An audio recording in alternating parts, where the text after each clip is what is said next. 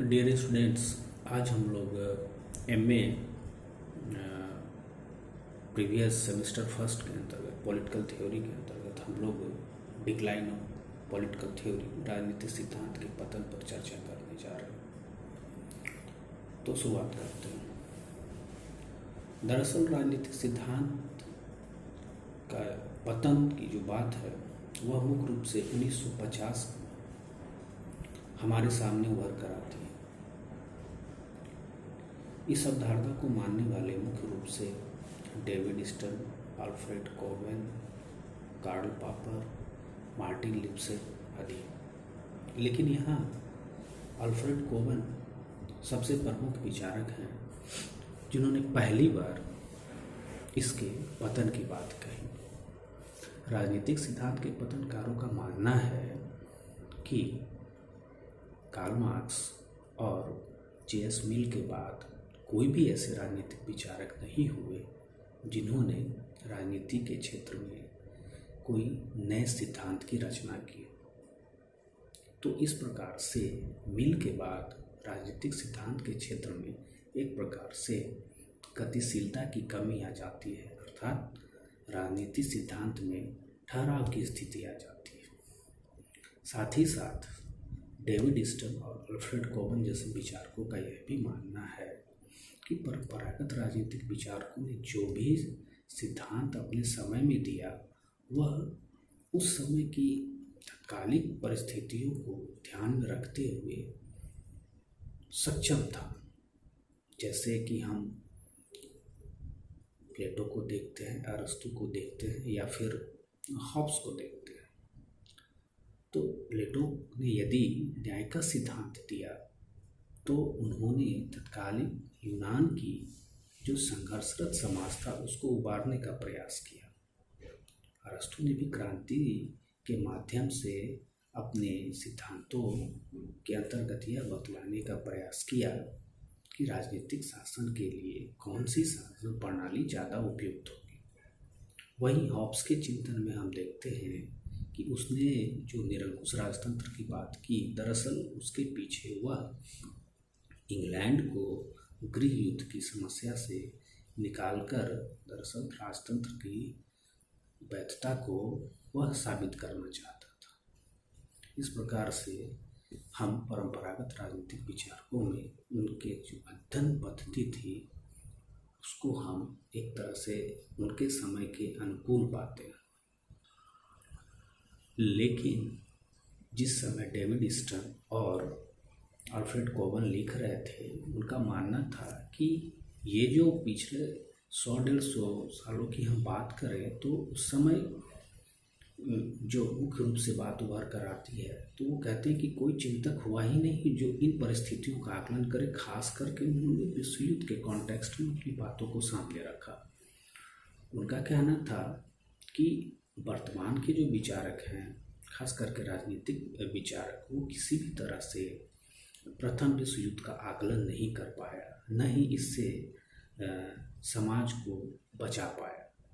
साथ ही साथ फांसीवादी और नाजीवादी सत्ताओं का जिस प्रकार से उदय हुआ उसकी भी व्याख्या करने में ये लोग पूरी तरह से अक्षम रहे। इस प्रकार से उनका कहना है कि अब तो कोई सिद्धांत की आवश्यकता रही नहीं गई है, क्योंकि ये लोग तत्कालिक समस्याओं के अध्ययन करने में पूरी तरह से असफल रहे हुए। दूसरी ओर हम देखते हैं कि खास करके डेविड स्टर्न के द्वारा जिस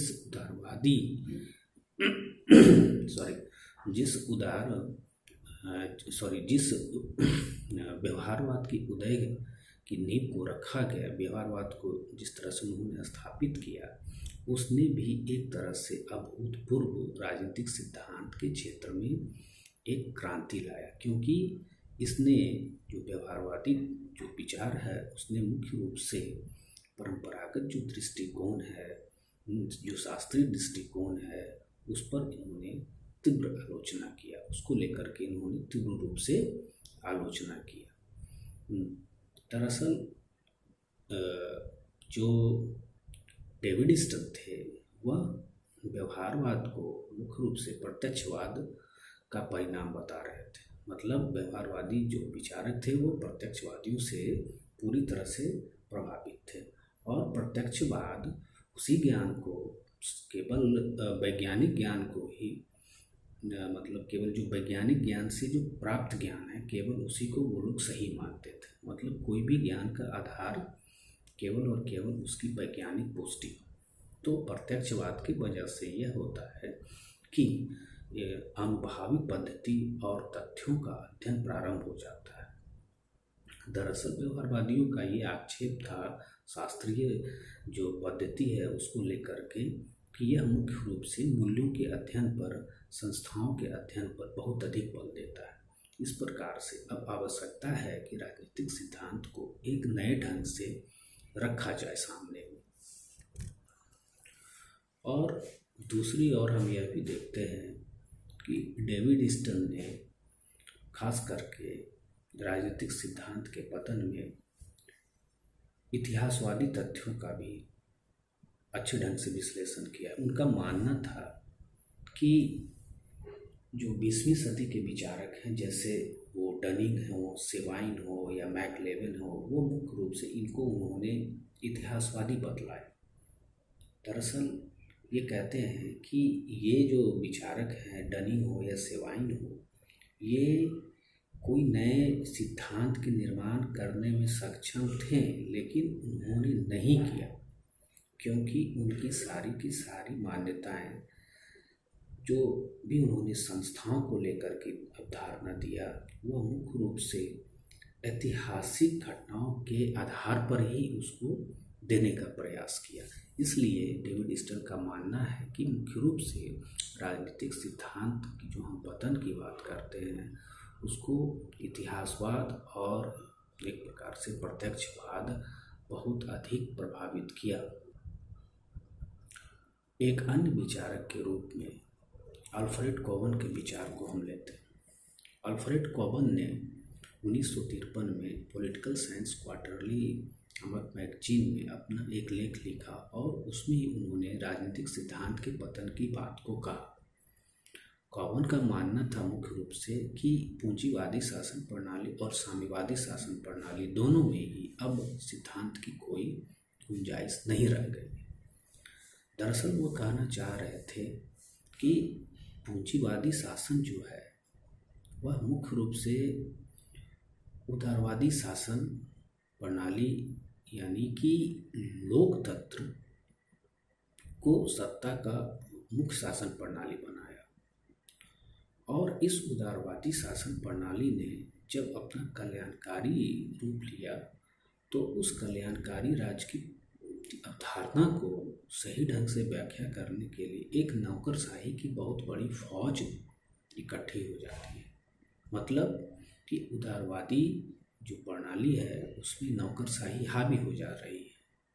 और दूसरी बात उन्होंने यह भी कही कि जो लोकतंत्र का जो भी सिद्धांत स्थापित हुआ मतलब 1950 के पहले, उसके बाद फिर उसमें कोई भी नया ढंग से इसको परिभाषित करने का प्रयास नहीं किया गया। और दूसरी तरफ उन्होंने साम्यवादी जो शासन प्रणाली है उसको भी उन्होंने आलोचना करते हुए यह कहा कि इस शासन प्रणाली ने जिस सर्वहारा वर्ग की बात की थी उसके स्थान पर वहाँ एक दलीय प्रभुत्व स्थापित हो गया।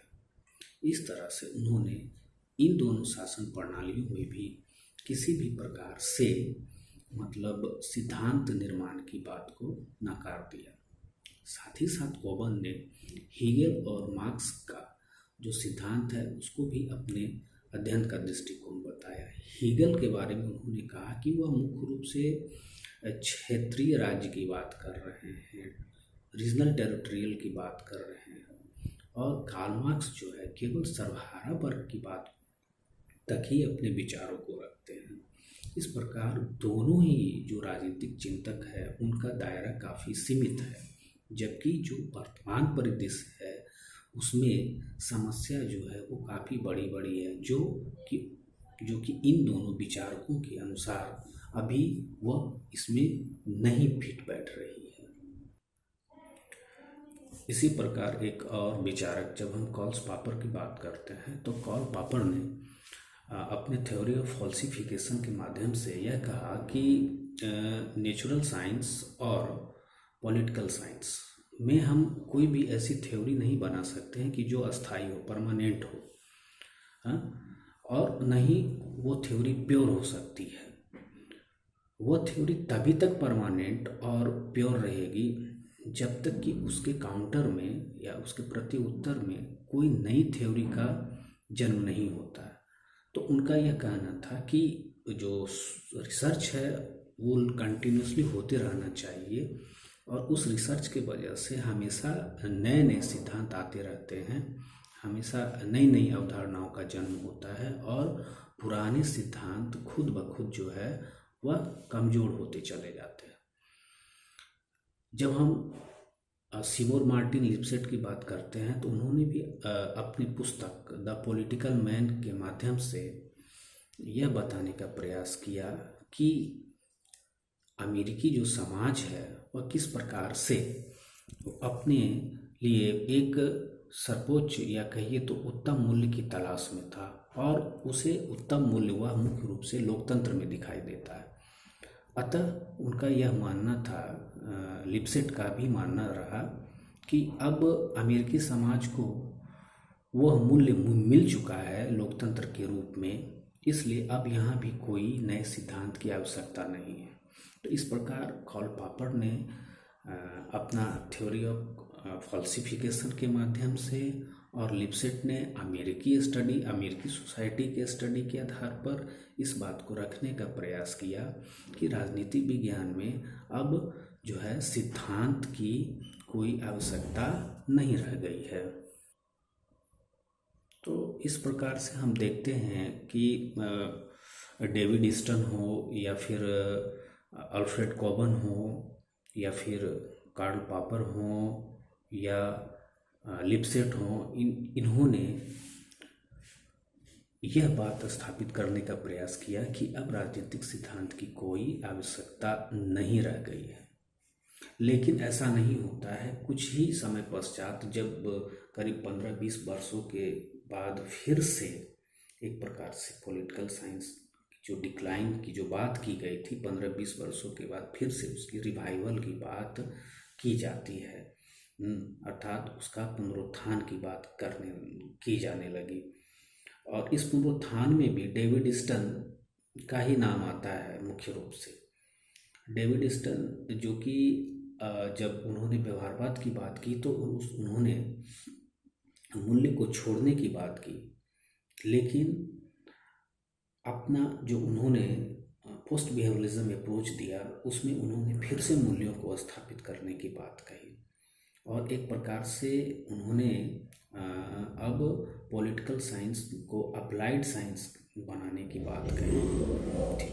और जहाँ तक नए नए सिद्धांतों की उदय की बात की तो कई सारे ऐसे राजनीतिक सिद्धांतों का उदय हुआ जिससे कि कहीं से भी यह बात नहीं लगने लगी कि राजनीतिक सिद्धांत का पतन हो गया। जैसे जॉन रॉल्स ने न्याय के सिद्धांत को देकर के एक नए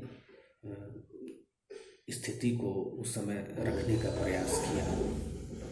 और भी कई ऐसे विचारक हैं जिसको देख सकते हैं, और जैसे कि लियो स्ट्रॉस है, उन्होंने भी फिर से मूल्य की स्थापना करने की बात की। हर्बर्ट मार्क्यूसे का तो बात, या फिर उसी तरह हम देखते हैं कि निगेटिव लिबर्टी की बात को फिर से लाया गया, स्थापित करने का प्रयास किया गया। इसमें आइजिया बर्लिन का नाम सबसे प्रमुख है। उत्तर आधुनिकता की बात की गई। ये सारे ऐसे थ्योरी थे जो कि एक तरह से कहीं ना कहीं उसको रिवाइवल करवाने का प्रयास किया जा रहा था, राजनीतिक सिद्धांत को फिर से स्थापित करने का प्रयास किया जा रहा था। धन्यवाद।